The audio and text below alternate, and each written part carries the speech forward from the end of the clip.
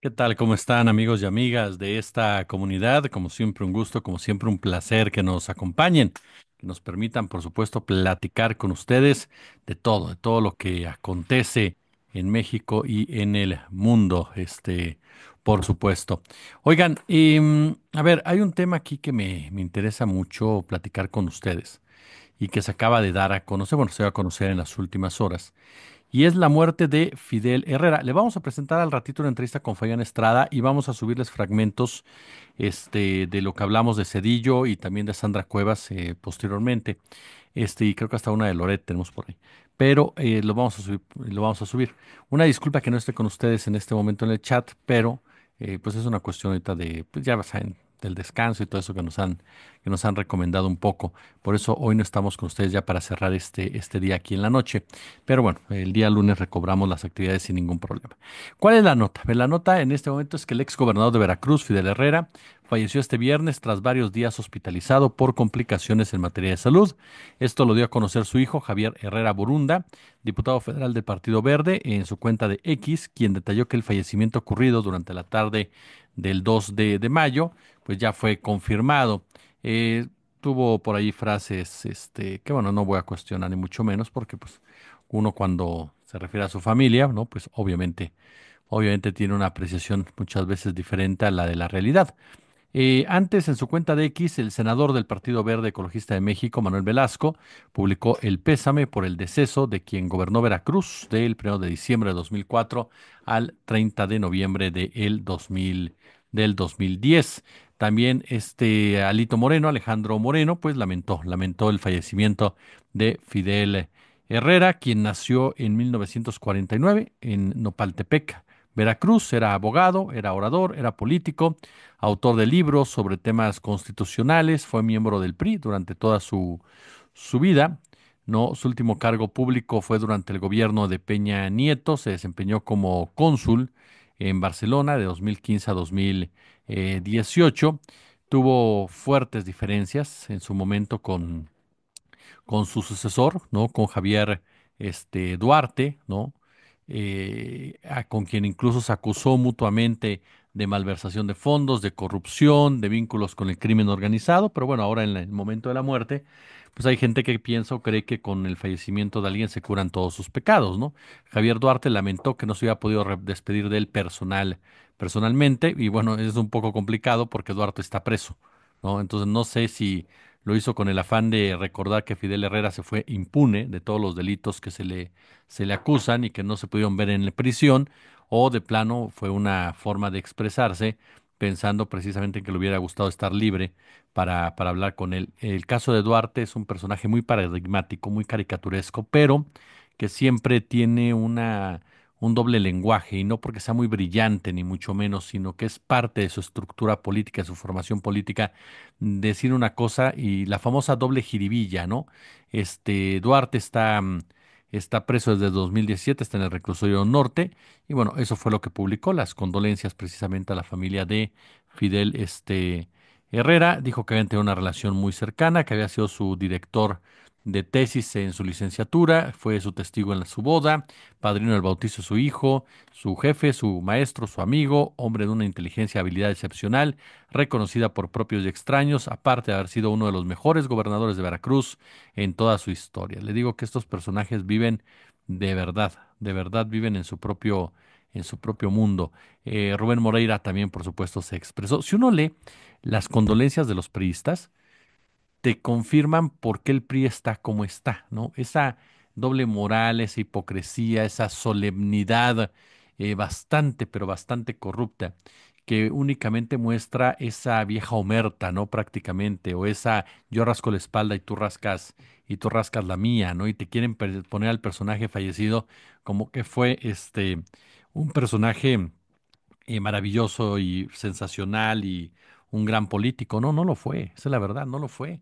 Fidel Herrera se le conocía como el jefe Z, nada más para darnos cuenta de qué dimensión era Fidel Herrera en el tema de la narcopolítica. Un hombre que desvió recursos, un personaje que durante su gestión Veracruz comenzó a hundirse, comenzó a pudrirse el Estado. Un hombre que olvidó completamente lo que era la ética, lo que era el buen gobierno y se dedicó literal a administrar el crimen, la delincuencia, la violencia, el saqueo, ¿no? En su estado. Su gestión estuvo marcada por las controversias, por los señalamientos, por ejemplo, del desvío de recursos de la Secretaría de Salud mediante la compra de medicamentos falsificados para tratamiento del cáncer, pruebas inservibles para detectar el VIH, y de ese tipo era Fidel Herrera. Ahora, Veracruz se ha caracterizado por tener una clase política pero de verdad, de la lágrima, ¿eh? O sea, los Yunes, por ejemplo, eran rivales de Herrera y después Herrera era rival de Duarte y luego Duarte se pelea con los Yunes. O sea, puras pandillas, literalmente, puros gángsters disputándose el poder allá en Veracruz. Y no recuerdo incluso, Yunes también acusó a Herrera y a Duarte frente a la Procuraduría General de la República. Obviamente, bueno, Duarte y Fidel Herrera siempre dijeron que eran falsas, ¿no? Que eran infundadas, que eran tendenciosas, que eran abominables. Recuerdo que el diario El País publicó una investigación en la cual se señaló que Fidel Herrera había mantenido contacto con narcotraficantes cuando se desempeñó como cónsul de México en Barcelona, un puesto que ocupó, le reitero, por 2 años, no, de 2015 a 2017. Y el texto del País era Las amistades tóxicas de Fidel Herrera. Fue un texto de Joaquín Gil y se menciona que la Administración de Control de Drogas, la DEA, y la policía catalana monitorizaron al exmandatario de Veracruz cuando fue cónsul, y fue así que los investigadores pues acreditaron perfectamente los contactos entre el dirigente político, los narcos y los blanqueadores de dinero. No, en realidad, insisto, durante la época también de Fidel Herrera, no, te topaste directamente con hechos de represión, ¿no? Hechos de represión brutales en contra de la población.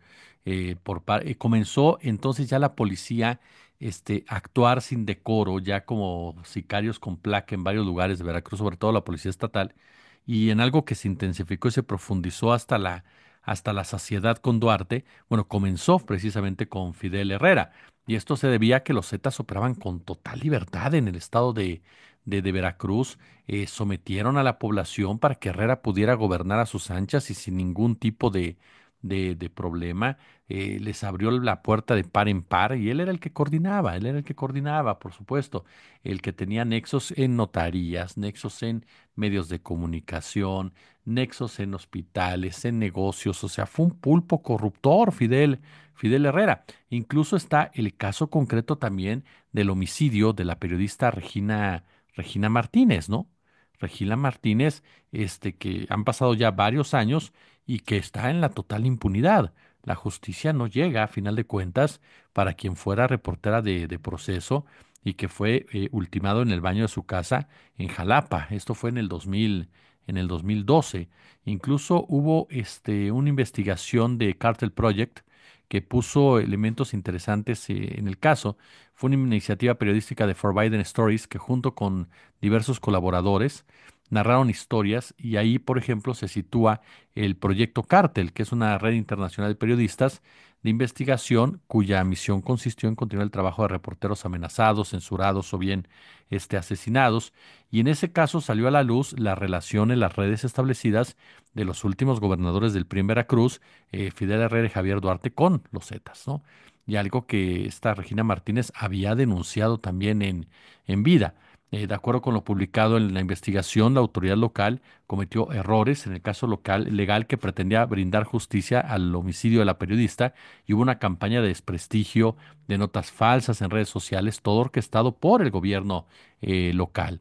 Herrera Beltrán tenía establecido un sistema para malversar dinero público para beneficio personal, para elementos de seguridad del extranjero. Tenía una línea de investigación en contra del priista por su presunta responsabilidad en actos de colusión, precisamente con las organizaciones criminales. Inmediato al homicidio de Regina, Amadeo Flores, quien era procurador de justicia de Veracruz, asumió el cargo y dijo que se investigaría a fondo, pero semanas después, en una conferencia de prensa, dijo tener al responsable, tener la causa del asesinato, y aseguró que fue un robo. Así como en Veracruz mataban periodistas de forma y perseguían periodistas, todo era un robo. ¿Se acuerda del caso de de Raúl, el caso de Nadia, el multihomicidio en la Narvarte, ¿no? Que nunca se investigó a fondo por parte de Mancera la responsabilidad de Javier Duarte, quien nos había amenazado. Pues también dijeron que era un robo, ¿no? También dijeron exactamente lo mismo. Siempre se salen por la tangente. Un robo. Jamás investigan las causas por el trabajo de los periodistas y las denuncias que están señalando, ¿no? El tipo que detuvieron fue a un sujeto llamado Jorge Antonio Hernández Silva, ¿no? Alias el Silva, le decían unos, otros, otros lo señalaban, pero aquí me llamó la atención que el Silva confesó que fue a casa de Regina Martínez con un amigo llamado José Adrián Hernández, apodado el Jarocho, quien de acuerdo con las autoridades habría tenido una relación amorosa con la periodista. Imagínense, hasta criminalizan a las víctimas. Los hombres habrían exigido a Regina que le revelara dónde escondía sus cosas de valor y de ahí estalló la disputa. ¿Se acuerda qué dijeron del multihomicidio? Algo similar, ¿no? Que había sido un lavacoches, que estaba enamorado de una de las personas víctimas y que entonces le cobró la vida y que no, que resulta que era también que era un tipo que vendía droga. Siempre el mismo script, a mí por eso me llama mucho la atención, mucho, pero mucho la atención, cómo replican y hay gente que les cree. Ahora, el trabajo periodístico en ese momento de Regina Martínez, pues era muy claro, ¿no? Incidía en la vida de los poderosos del estado costero, pues hablaba, insisto, este, de la colusión con los Zetas, de parte de políticos locales, en ese momento como Reinaldo Escobar o Alejandro Montano. Bueno, ese es el Veracruz, precisamente, el Veracruz, de Fidel Herrera. Incluso Regina Martínez señaló en su momento a la fortuna de Herrera, que no era una fortuna que podía tener un gobernador. O sea, jet privado, 22 automóviles, un yate, un hotel, diversas propiedades. Entonces, y fue uno de los hombres clave de Enrique Peña Nieto, ¿no? Incluso, si no mal recuerdo, ella le decía que en el país, el reportero Gil confirmó sus relaciones con Juan Manuel Muñoz, el famoso Mono Muñoz, el cual fue identificado como nexo de los Zetas en Madrid, ¿no? Si no mal recuerdo, este, Herrera renunció al consulado en 2017 porque era acusado en México de haber comprado medicinas y material sanitario falso, lo que le mencionaba hace un momento. Y bueno, eso es parte de la vida real de este hombre, el famoso Fidel Herrera, que hoy fallece y se va en total impunidad. Se va en la total impunidad, así de sencillo, se va cubierto con la gloria que le dan los priistas, los mismos priistas corruptos, ¿no? Que se amparan precisamente en eso, en la muerte, para no ser castigados. Pero la historia siempre los va a juzgar. Y Fidel Herrera estará muerto, pero no fue un gran gobernador, fue un jefe Z y fue un verdadero, pero verdadero delincuente en el poder. Como siempre, un gusto, como siempre, un placer. Gracias. Buenas noches.